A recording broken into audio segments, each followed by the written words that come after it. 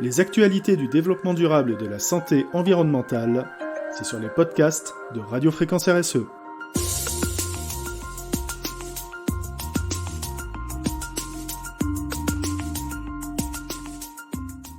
L'Union européenne veut entrer en guerre contre la déforestation.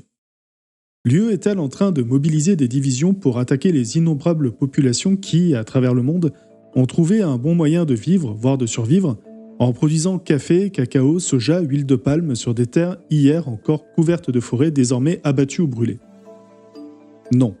Dans le positif comme dans le négatif, l'UE ne procède jamais par la violence, mais par une législation dont un de ses responsables affirmait il y a peu qu'elle se place au-dessus du vote démocratique. Toutefois, les décisions de l'UE répondent à nos attentes. Celle-ci vient de sceller un accord historique en adoptant la première loi au monde qui vise à bannir l'importation de produits issus de la déforestation comme le cacao, le café, le soja, l'huile de palme ou encore le caoutchouc. La législation européenne sur la déforestation importée a été définitivement entérinée mardi 6 décembre. Des clauses de revoyure sont prévues pour étendre le texte à d'autres écosystèmes boisés que les forêts et à d'autres produits comme le maïs.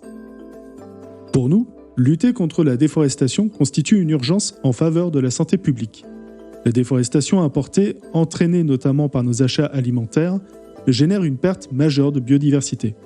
Mais surtout, en détruisant les écosystèmes nécessaires aux animaux sauvages, contraints de se replier vers les villes pour survivre, entre en contact avec des animaux domestiques et provoque l'émergence de zoonoses et de possibles épidémies et pandémies.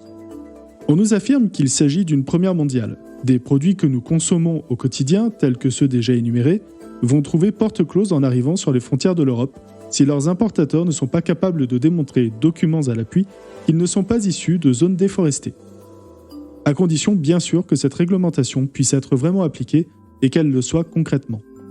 On peut penser qu'une telle décision survenant au temps de la COP15 biodiversité non seulement change les règles du jeu de la consommation européenne, mais crée une incitation énorme pour les autres pays à changer leurs pratiques, sans enthousiasme un responsable du WWF.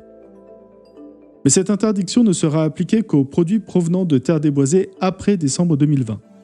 En conséquence, les entreprises importatrices devront prouver la traçabilité via des données de géolocalisation des cultures qui pourront être associées à des photos satellitaires.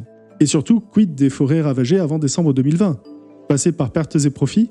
Aucune réhabilitation envisagée ? Les importateurs devront aussi vérifier la conformité avec la législation du pays de production en matière de droits de l'homme. On peut se poser des questions, d'abord sur la notion de droits de l'homme et sur les turpitudes qu'elle recouvre très souvent, ce qui ouvrirait un débat qui n'entre pas dans notre propos actuel. Ensuite, pourquoi et comment un importateur pourrait-il satisfaire à cette disposition quand on accepte d'organiser une Coupe du Monde dans un pays convaincu de n'avoir pas mieux traité les ouvriers commis à la réalisation des travaux ? Toutefois, des règles strictes de mise en œuvre ont été adoptées. Au moins 9% des volumes importés depuis les pays où le risque de déforestation est élevé comme le Brésil devront être contrôlés et les amendes calculées selon les dommages environnementaux pourront atteindre jusqu'à 4% du chiffre d'affaires annuel dans l'UE. Nous voilà rassurés et les féodaux brésiliens avec nous, 90% des volumes importés ne seront donc sans doute pas contrôlés.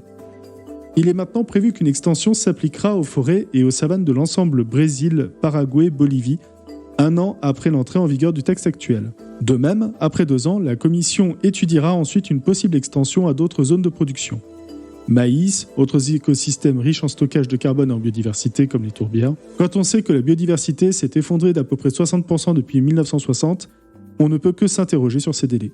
Une autre mesure nous paraît aller dans le bon sens. L'UE pourrait envisager d'obliger les institutions financières à refuser des services financiers ou des crédits si ces derniers risquent d'être associés à des activités de déforestation. Ce n'est pas rien si on constate que les banques basées dans l'UE ont accordé en 2016-2020 quelques 30 milliards d'euros de financement à 20 géants de l'agroalimentaire responsables de déforestation. Il nous faudra donc attendre pour voir et croire. Quelque chose serait-il en train de bouger enfin ?